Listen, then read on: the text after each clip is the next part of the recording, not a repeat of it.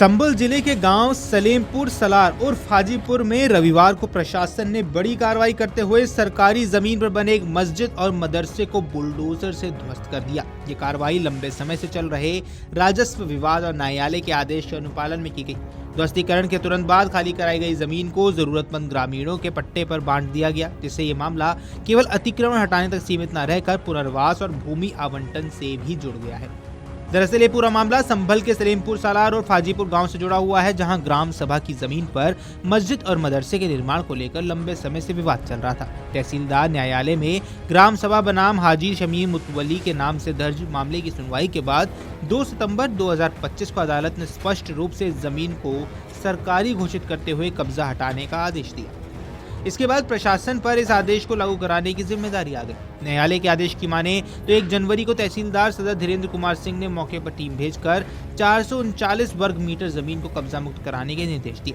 हालांकि दूसरे पक्ष की ओर से यह आग्रह किया गया कि मस्जिद और मदरसे को वह स्वयं हटाने का मौका दिया जाए। प्रशासन ने स्थिति की संवेदनशीलता को देखते हुए उन्हें 2 दिन का समय भी दिया ताकि वे खुद ही ढांचा हटा सके और किसी तरह की टकराव की स्थिति न बने।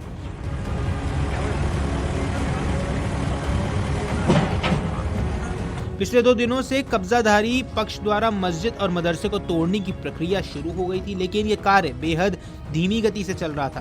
प्रशासन का मानना था कि अगर इसी रफ्तार से काम चलता रहा तो कब्जा मुक्ति में अनावश्यक देरी होगी और न्यायालय के आदेश के अनुपालन पर सवाल खड़े हो सकते हैं। इसी वजह से रविवार को तहसीलदार और सर्कल ऑफिसर खुद मौके पर पहुंचे और तहसील की टीम ने बुलडोजर की मदद से निर्माण को पूरी तरह से ध्वस्त कर दिया।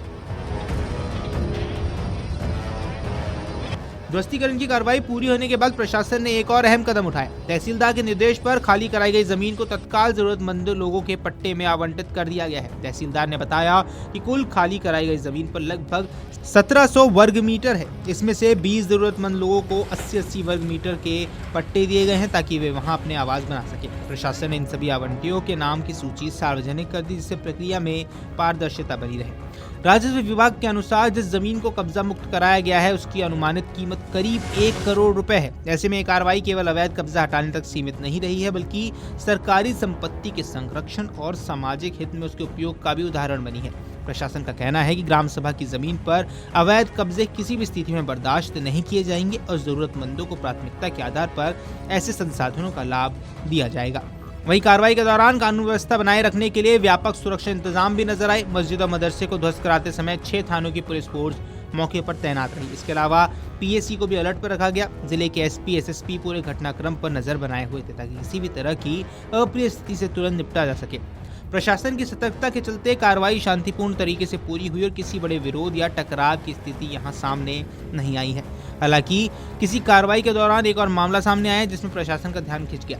मस्जिद और मदरसे को ध्वस्त कराकर लौट रहे अधिकारियों की टीम की नजर रास्ते में मकान पर पड़ी, जहां बिना बिजली मीटर के बिजली का इस्तेमाल किया जा रहा था। संविदा लाइनमैन ने आरोप लगाया कि मकान मालिक द्वारा मीटर को उखाड़कर फेंक दिया गया और अवैध तरीके से बिजली का उपयोग किया जा रहा है। अब इस पूरे घटनाक्रम को लेकर गांव में तरह तरह की चर्चाएं हैं। एक और कुछ लोग इसे कानून के सख्त पालन और सरकारी संपत्ति के संरक्षण की कार्रवाई मान रहे हैं, तो वहीं दूसरी ओर इस कदम को लेकर भावनात्मक और सामाजिक बहस भी जारी है। फिलहाल प्रशासन का रुख साफ है कि अदालत के आदेश सर्वोपरि है, उन्हें लागू कराना उनकी जिम्मेदारी है। अगर आप ये वीडियो YouTube पर देख रहे हैं तो हमारे चैनल को सब्सक्राइब कर बेल आइकन दबाएं और Facebook पर देख रहे हैं तो हमारे पेज को लाइक करें।